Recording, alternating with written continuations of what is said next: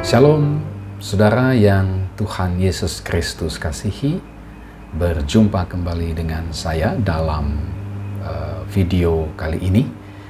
Dan hari ini kita akan merenungkan satu bagian firman Tuhan yang terambil dari Injil Lukas pasal 19 ayat 1 sampai dengan ayatnya yang ke-10. Nah, mari kita baca bagian firman Tuhan ini. Yesus masuk ke kota Yerikho dan berjalan terus melintasi kota itu. Di situ ada seorang bernama Zakheus, kepala pemungut cukai, dan ia seorang yang kaya. Ia berusaha untuk melihat orang apakah Yesus itu, tetapi ia tidak berhasil karena orang banyak, sebab badannya pendek. Maka berlarilah ia mendahului orang banyak, lalu memanjat pohon ara untuk melihat Yesus yang akan lewat di situ. Ketika Yesus sampai ke tempat itu, ia melihat ke atas dan berkata, "Zakheus, segeralah turun, sebab hari ini aku harus menumpang di rumahmu." Lalu Zakheus segera turun dan menerima Yesus dengan sukacita. Tetapi semua orang yang melihat hal itu bersungut-sungut, katanya, ia menumpang di rumah orang berdosa. Tetapi Zakheus berdiri dan berkata kepada Tuhan, "Tuhan, setengah dari milikku akan kuberikan kepada orang miskin, dan sekiranya ada sesuatu yang kuperas dari seseorang, akan kukembalikan 4 kali lipat." Kata Yesus kepadanya, "Hari ini telah terjadi keselamatan kepada rumah ini, karena orang ini pun anak Abraham. Sebab anak manusia datang untuk mencari dan menyelamatkan yang hilang." Tema firman Tuhan pada hari ini diambil dari salah satu ayat yang terdapat dalam bacaan kita hari ini. Itulah perkataan Yesus, "Hari ini telah terjadi keselamatan kepada rumah ini." Nah, saudara, di dalam bagian firman Tuhan ini, kita melihat bagaimana kisah tentang Zakheus. Zakheus itu adalah seorang yang bertubuh pendek. Kemudian dia itu memiliki pekerjaan sebagai seorang kepala pemungut cukai, ayatnya yang kedua. Dia juga disebut sebagai seorang yang kaya. Dan yang keempat, saudara, kita bisa lihat juga di situ bahwa rupanya Zakheus ini dicap oleh masyarakat pada waktu itu sebagai orang yang berdosa, ayatnya yang ketujuh. Kenapa? Karena mereka bekerja bagi pemerintah Roma yang adalah orang atau bangsa yang tidak percaya kepada Tuhan. Alasan yang kedua, saudara, seorang pemungut cukai pada waktu itu umumnya menjalankan tugas dan pekerjaannya secara korup, saudara. Ya, menagih pajak dari nilai yang tidak semestinya, ya, yang sudah ditetapkan oleh pemerintah Romawi pada waktu itu. Jadi dua hal inilah yang menjadi alasan mengapa para pemungut cukai disebut orang berdosa, dan ya, Zakheus salah satunya. Zakheus dicap sebagai orang berdosa oleh karena profesinya sebagai seorang pemungut cukai. Kita melihat di dalam perikop itu bagaimana Zakheus begitu gigihnya, ya. Dia memiliki usaha yang pantang menyerah, berusaha sedemikian rupa mencari cara agar bisa melihat siapa Yesus, ya. Mengapa Zakheus memiliki keinginan untuk melihat siapa Yesus? Ya, besar kemungkinan, dan ini pasti, ya, Zakheus mungkin selama ini sudah mendengar berita-berita tentang Yesus Kristus yang fenomenal pada waktu itu, ya. Dia mungkin mendengar bagaimana Yesus melakukan mujizat-mujizat yang spektakuler, ya, mujizat-mujizat yang luar biasa yang pada masa itu orang tidak pernah menyaksikan demonstrasi mujizat-mujizat yang luar biasa. Bukan hanya orang sakit disembuhkan, tapi juga orang yang kerasukan setan dilepaskan, bahkan orang mati dibangkitkan. Ya, tetapi mungkin bukan hanya mujizat-mujizat yang dilakukan oleh Yesus saja yang Zakheus dengar. Mungkin juga Zakheus mendengar mengenai pengajaran-pengajaran Yesus, mendengar berita-berita tentang kerajaan Allah, mendengar berita-berita tentang Yesus yang adalah utusan Allah menyampaikan kabar baik. Ya, ini mungkin berita-berita yang didengar oleh Zakheus selama ini sehingga dia begitu antusias, saudara, untuk bisa melihat Yesus, untuk bisa bertemu dengan Yesus. Dan kita bisa lihat bagaimana gigihnya perjuangan Zakheus untuk bertemu dengan Yesus. Ya, kita tahu dia itu seorang yang bertubuh pendek, ya. Sulit sekali untuk bertemu dengan Yesus, apalagi orang banyak pada waktu itu berkerumun juga ingin melihat Yesus. Tentu saja dia dengan tubuh yang sangat pendek sangat kesulitan untuk bisa melihat siapa Yesus. Tetapi itu tidak membuat dia putus asa, saudara. Dia terus berjuang, dia terus gigih, dan dia menemukan sebuah cara, ya. Dia menemukan sebuah pohon ara, lalu dia memanjat, saudara, pohon tersebut dengan tujuan supaya bisa melihat Yesus dengan jelas. Luar biasa, ya, kegigihan dari seorang Zakheus. Begitu antusiasnya dia ingin melihat siapa Yesus, karena bisa jadi, ya, dia sudah mendengar berita-berita yang begitu menyentuh hatinya sehingga dia harus bisa bertemu dengan Yesus. Tetapi rupanya, saudara, tidak disangka-sangka oleh Zakheus. Tuhan Yesus rupanya pada akhirnya melihat Zakheus di atas pohon, ya. Zakheus rupanya tidak hanya sekedar melihat seperti apa Yesus itu, tetapi, ya, Tuhan Yesus berkata kepada Zakheus, "Zakheus, turun dari pohon itu karena aku hendak menumpang di rumah Zakheus." Wah, ini mungkin menjadi sebuah yang begitu mengejutkan bagi Zakheus. Ini menjadi sebuah surprise bagi Zakheus. Mungkin tadinya dia hanya ingin melihat seperti apa Yesus itu, ya, tapi tanpa disangka-sangka, tanpa diduga-duga, Yesus melihat dia di atas pohon, saudara, ya. Dan Yesus mau menumpang atau mau berkunjung tinggal di rumahnya, ya. Dan Alkitab mencatat Zakheus sangat bersukacita menerima Yesus menumpang di rumahnya. Dan hari itu Alkitab mencatat terjadi sebuah perubahan yang radikal dalam diri Zakheus, di mana dia menunjukkan sebuah perubahan hidup yang signifikan. Dia mengumumkan pertobatannya kepada Tuhan. Kunjungan Tuhan Yesus telah membawa sebuah perubahan yang amat besar di dalam hidup Zakheus. Ya, apa itu? Dia meninggalkan kehidupan yang lama, kehidupan yang berdosa, dan percaya kepada Yesus. Dan di dalam kunjungannya tersebut, Yesus menjelaskan memang bahwa dia memang mau mengunjungi Zakheus dalam rangka melaksanakan misinya di dalam dunia ini, yakni untuk mencari dan menyelamatkan yang hilang. Zakheus adalah salah satunya. Zakheus adalah orang yang terhilang itu. Namun dia dicari Yesus dan telah ditemukan oleh Tuhan. Hari ini telah terjadi keselamatan kepada rumah ini. Demikian kata Yesus.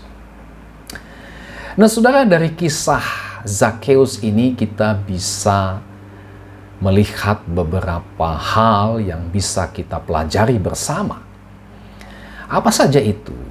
Yang pertama, saudara, kita bisa melihat dari perikop itu tentang waktu terjadinya keselamatan. Kapan sesungguhnya keselamatan itu terjadi? Perhatikan kata hari ini. Hari ini telah terjadi keselamatan kepada rumah ini. Hari ini. Ya. Apa yang dimaksud dengan hari ini? Ya, secara hurufiah, hari ini menunjuk kepada hari di mana Yesus mengunjungi Zakheus. Dan itulah hari di mana keselamatan itu terjadi. Ya. Tetapi saya melihat ada makna lain dari kata hari ini sebagai sebuah waktu Tuhan, ya, atau kairos Tuhan, ya. Dan di sini kita bisa belajar, saudara, jika sudah waktu Tuhan, ya, maka pasti akan terjadi. Ya, waktu Tuhan atas diri seseorang. Rencana keselamatan Tuhan atas diri seseorang itu pasti akan terjadi. Sehingga sekeras apapun orang itu bertahan dengan dosa-dosanya, jika sudah waktu Tuhan, maka Tuhan pasti bisa ubahkan. Sejahat apapun orang itu, saudara. Misalnya kita ambil contoh Paulus. Dulu Paulus adalah seorang yang begitu jahat. Seorang yang menganiaya jemaat Tuhan, ya. Bahkan dia menjadi saksi dari pembunuhan Stefanus, salah seorang pengikut Yesus, ya. Tetapi sejahat apapun Paulus pada waktu itu, ketika sudah waktu Tuhan, maka pasti Tuhan mengubahkan. Tuhan mengubahkan Paulus sedemikian rupa, sehingga yang tadinya adalah seorang penganiaya jemaat Tuhan, sekarang menjadi pemberita Injil Tuhan. Ya. Jadi saudara, ada orang yang mengalami waktu keselamatan, ya, bisa saja ketika masih muda, ya. Bicara tentang kairos, waktu Tuhan. Kapan? Ya bisa saja waktu muda, ya, misalnya Samuel, dia waktu masih muda mendengarkan suara Tuhan. Ya, Timotius, Paulus mengatakan sejak muda engkau sudah mengenal kitab suci yang menuntun engkau kepada keselamatan. Ya, waktu muda. Tetapi bicara tentang waktu Tuhan juga, ya, hari terjadinya keselamatan itu bisa juga terjadi ketika sudah tua, ya. Atau bahkan saudara menjelang ajal menjemput, detik-detik ketika ajal mau menjemput. Di situ juga bisa terjadi keselamatan Tuhan hari ini, ya. Bicara tentang waktu Tuhan, kairos Tuhan. Misalnya kita lihat contohnya adalah orang yang disalib di sebelah Yesus. Ya, ketika seorang temannya menghujat Yesus, kalau kau anak Allah, turunlah kau dari salib itu, turunkan kami juga, baru kami percaya. Ya, tapi seorang lagi yang di sebelah Yesus, dia berkata, kamu tidak sadar ya, kita memang harus menanggung hukuman salib ini karena kita telah melakukan kejahatan yang setimpal dengan hukuman ini. Tetapi orang ini, maksudnya Tuhan Yesus, dia tidak melakukan kejahatan yang setimpal dengan kayu salib.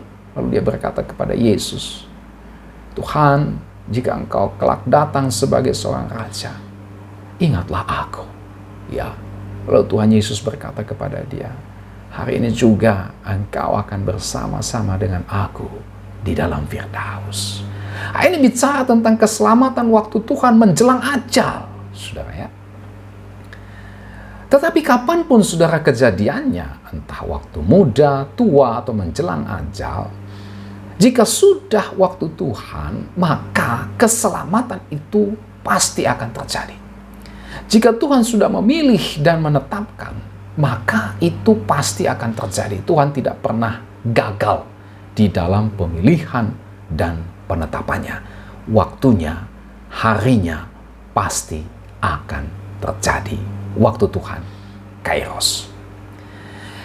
Nah, menjadi pelajaran bagi kita saat ini, saudara, janganlah kita jemu-jemu untuk terus memberitakan Injil. Jangan kita jemu-jemu untuk terus memberitakan kebenaran firman Tuhan. Kenapa? Karena kita tidak pernah tahu waktu Tuhan, kairos atas diri seseorang yang mendengarkan pemberitaan Injil yang kita sampaikan. Tidak ada yang tahu, saudara. Oleh sebab itu, teruslah beritakan Injil. Teruslah beritakan kebenaran. Ya, tugas kita adalah terus setia memberitakan Injil sampai akhir hidup kita. Siapa tahu, saudara, kita nggak tahu kan? Ada orang yang bertobat, pemberitaan kita dipakai Tuhan, untuk menggenapkan keselamatan kepada orang itu, sehingga orang itu pun juga mengalami keselamatan Tuhan hari ini, waktu Tuhan, kairos Tuhan itu. Oleh sebab itu, saudara, jangan jemu-jemu berdoa untuk mungkin orang-orang yang saudara kenal yang belum percaya Yesus. Saudara sudah beritakan firman Tuhan, saudara tetap doakan dan tidak jemu-jemu untuk berdoa dan memberitakan kebenaran firman Tuhan kepada orang tersebut. Kita tidak tahu, saudara, ke depan mungkin Tuhan menyelamatkan dia.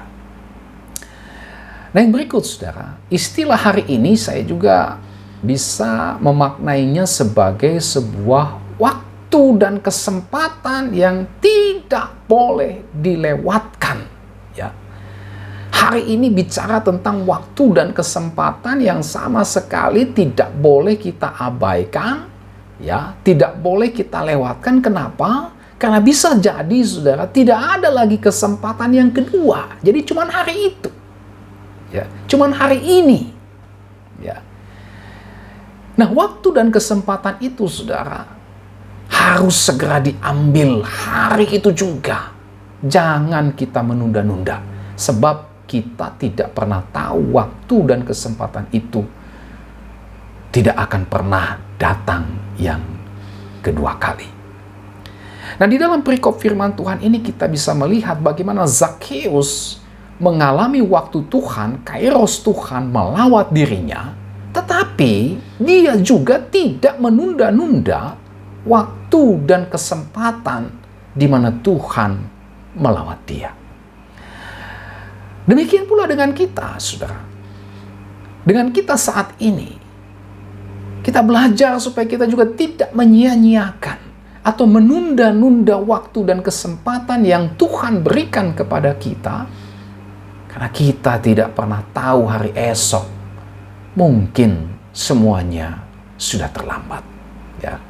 Oleh sebab itu, pesan firman Tuhan bagi kita hari ini adalah, jika ada dosa yang harus dibereskan hari ini, saudara, segera bereskan itu dengan Tuhan.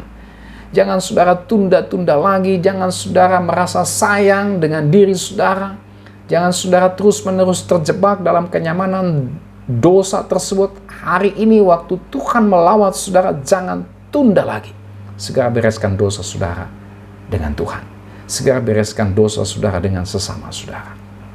Ya. Atau jika ada kebaikan-kebaikan yang kita bisa lakukan hari ini, saudara, dengan apa yang kita punya, ya, segeralah untuk melakukannya. Jangan menunda-nunda lagi. Sebab mungkin, sekali lagi, mungkin kita tidak akan pernah tahu, ya, bahwa kita tidak lagi mempunyai kesempatan untuk menyatakan kebaikan-kebaikan kepada sesama kita. Ya, atau waktunya sudah terlambat. Yang ada hanyalah penyesalan yang kita alami. Ini hal yang pertama yang kita bisa lihat di dalam bagian firman Tuhan ini ketika bicara tentang waktu terjadinya keselamatan hari ini. Yang kedua, saudara, kita akan melihat tentang arti dari keselamatan itu. Ya. Waktu Yesus mengatakan, hari ini telah terjadi keselamatan kepada rumah ini. Ya, pertanyaannya adalah, keselamatan seperti apa sih yang dialami oleh Zakheus? Nah, kalau kita perhatikan perkataan Yesus dalam ayatnya yang ke-10, ya, maka kita bisa menemukan apa yang dimaksud oleh Yesus dengan keselamatan tersebut. Di dalam ayat 10 ditulis, sebab anak manusia datang untuk mencari dan menyelamatkan yang hilang. Apa yang dimaksud Yesus dengan hilang atau yang hilang itu? Ya. Nah, istilah yang hilang ini jelas menunjuk kepada orang-orang berdosa. Mereka itu disebut sebagai orang terhilang. Mengapa? Karena mereka terhilang dari persekutuan dengan Allah. Mereka terhilang. Mengapa? Karena mereka terhilang dan tidak mampu untuk menemukan Allah. Mereka tersesat dan tidak tahu jalan yang membawa mereka kepada Allah. Dan mereka terancam binasa oleh karena dosa dan kesesatan mereka. Nah, itulah sebabnya Yesus datang. Yesuslah yang datang untuk mencari dan menyelamatkan mereka. Kenapa? Mereka hilang, saudara. Mereka tidak mungkin untuk menemukan Allah. Mereka terhilang, tersesat, dan oleh sebab itu Kristus datang untuk mencari dan menyelamatkan mereka. Dan kita melihat dalam perikop ini, Zakeus adalah salah satu dari orang yang terhilang itu. Dan Tuhan Yesus mencari dan menyelamatkan Zakeus.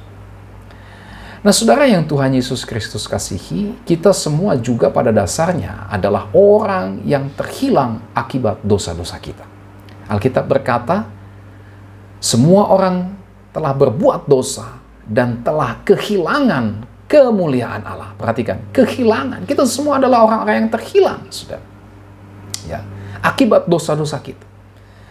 Bahkan celakanya lagi, kita tidak bisa menyelamatkan diri kita sendiri. Dengan usaha kita, dengan jasa kita, dengan perbuatan-perbuatan baik kita, semuanya sia-sia. Ya. Bahkan kita terancam binasa di dalam kebinasaan kekal. Itulah sebabnya saudara, Tuhan Yesus harus datang untuk mencari dan menyelamatkan saudara dan saya, supaya saudara dan saya dapat diselamatkan oleh Tuhan. Nah, oleh sebab itu saudara, percayalah kepada Tuhan Yesus Kristus. Kenapa? Karena hanya Dialah satu-satunya yang diutus oleh Allah untuk mencari dan menyelamatkan orang berdosa. Salah satunya adalah saudara dan saya. Saudara harus percaya bahwa tidak ada yang lain selain hanya Tuhan Yesus Kristus yang diutus Allah untuk mencari dan menyelamatkan orang berdosa. Di luar Yesus Kristus tidak ada lagi, saudara. Oleh sebab itu, jika saudara hari ini merasa diri saudara terhilang, ya, puji Tuhan, ada kabar bagus buat saudara, ada kabar baik buat saudara. Apa itu? Yesus Kristus datang untuk mencari dan menyelamatkan saudara. Hanya Dia yang diutus Allah untuk mencari saudara yang hilang dan menyelamatkan saudara dari keterhilangan saudara. Oleh sebab itu, percayalah kepada Tuhan Yesus Kristus, ya, maka saudara akan diselamatkan.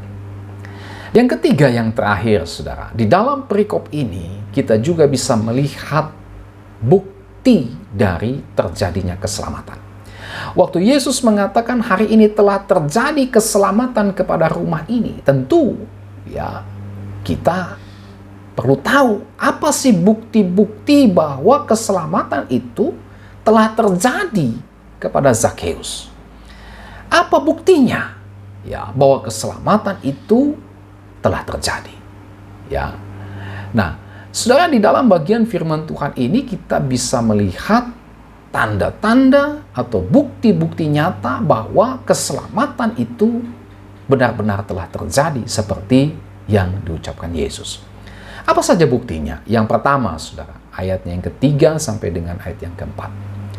Di situ kita bisa melihat Zakeus memiliki kerinduan untuk berjumpa dengan Yesus. Ya, tadi saya sudah sampaikan sebelumnya bahwa keinginan yang sangat kuat dari Zakeus untuk bertemu dengan Yesus, tentu saja pasti dia sudah mendengar berita-berita tentang Yesus. Dan berita-berita tentang Yesus itu rupanya sudah menggerakkan hatinya, menarik hatinya sedemikian rupa, ya, sehingga dia memiliki keinginan yang sangat kuat untuk melihat dan bertemu dengan Yesus. Meskipun ada tantangan, meskipun ada hambatan, meskipun ada rintangan, ya, hambatan, tantangan, rintangan itu tidak bisa memupuskan atau menenggelamkan atau memadamkan keinginannya yang begitu kuat untuk bertemu dengan Yesus. Kerinduannya yang begitu kuat untuk bertemu dengan Yesus. Ini bukti yang pertama. Bukti yang kedua adalah ayat yang kelima. Tuhan Yesus melihat Zakeus, bukan hanya melihat Zakeus, tetapi Tuhan Yesus datang berkunjung di rumah Zakeus. Ada banyak pemungut cukai yang ada pada waktu itu, saudara. Tapi mengapa Tuhan Yesus cari? Dalam perjalanannya di Yeriko, dia cari yang bernama Zakeus. Dan dia melihat Zakeus, lalu datang mengunjungi Zakeus. Bukti yang ketiga atau tanda yang ketiga adalah Zakheus bersuka cita menerima Yesus ketika Yesus mau menumpang di rumahnya. Ayatnya yang ke-6. Waktu Yesus mengatakan, Zakheus, turunlah, aku mau menumpang di rumahmu. Oh saudara, begitu bersuka citanya Zakheus kalau Tuhan Yesus yang dia dengar beritanya selama ini mau datang berkunjung ke rumahnya. Tak disangka-sangka. Bukti yang keempat, saudara, dalam ayat yang ke-8. Zakheus bertobat dari dosa-dosanya dan percaya kepada Yesus. Saudara bisa baca itu dalam ayat yang ke-8. Ya. Yang kelima, saudara, apa tandanya atau buktinya? Ayat yang ke-8, Zakheus memberi hidupnya dipakai oleh Tuhan. Bukan hanya dia bertobat dari dosa-dosa yang dulu dia lakukan berupa menyalahgunakan jabatannya untuk memeras orang, memperkaya dirinya sendiri. Ya, dia bertobat bahkan ingin mengembalikan 4 kali lipat, saudara. Dia cari orang yang dia tipu itu. Kalau ada Tuhan, saya kembalikan 4 kali lipat. Tetapi juga, ya, Zakheus menggunakan hartanya untuk menjadi berkat bagi sesamanya dan memuliakan Tuhan. Zakheus memberi hidupnya dipakai oleh Tuhan. Nah, inilah 5 bukti yang dialami oleh Zakheus sebagai bukti terjadinya keselamatan di dalam hidupnya. Saudara, orang yang benar-benar telah mengalami keselamatan di dalam Tuhan Yesus Kristus, itu pasti ada perubahan yang signifikan. Ya, pasti ada bukti-bukti nyata, ya, di mana hidupnya tidak sama lagi dengan kehidupan sebelum mengalami keselamatan di dalam Kristus. Ya. Yang jelas orang yang sudah mengalami keselamatan di dalam Tuhan ada buktinya apa? Dia tidak lagi hidup di dalam dosa. Dia bertobat dari dosa-dosanya. Dia tidak lagi dikuasai oleh dosa. Mungkin saja dia jatuh dalam dosa, tetapi dia tidak lagi hidup di bawah kuasa dosa. Dia kini hidup untuk Tuhan. Ya. Dia kini mendukung pekerjaan Tuhan. Dia memuliakan Tuhan dengan apa yang dia punya, dengan kepintaran, jabatan, kedudukan, kekayaan, dan sebagainya. Dia memuliakan nama Tuhan, bahkan memberi diri dipakai oleh Tuhan untuk menjadi berkat bagi sesamanya. Nah, saudara, kalau kita benar-benar telah mengalami keselamatan di dalam Kristus, maka pasti akan menunjukkan tanda-tanda atau bukti-bukti bahwa kita sudah mengalami keselamatan di dalam Kristus, seperti apa yang dialami oleh Zakheus. Nah, oleh sebab itu, saudara, marilah kita terus menunjukkan buah-buah dari keselamatan yang sudah kita terima sebagai sebuah bukti nyata bahwa kita benar-benar telah mengalami keselamatan di dalam Kristus. Firman Tuhan berkata bahwa tidak mungkin pohon ara menghasilkan buah anggur atau pohon anggur menghasilkan buah ara. Demikian pula, kata firman Tuhan, sumber air bersih tidak mungkin mengeluarkan air kotor. Atau sebaliknya, sumber air kotor mengeluarkan air bersih. Ya, kalau kita benar-benar telah mengalami anugerah keselamatan Tuhan, maka pasti ada buktinya. Pasti ada buah-buah dari keselamatan yang sudah kita alami di dalam Kristus Yesus. Alkitab berkata di dalam Matius 3 ayat 8, jadi hasilkanlah buah yang sesuai dengan pertobatan.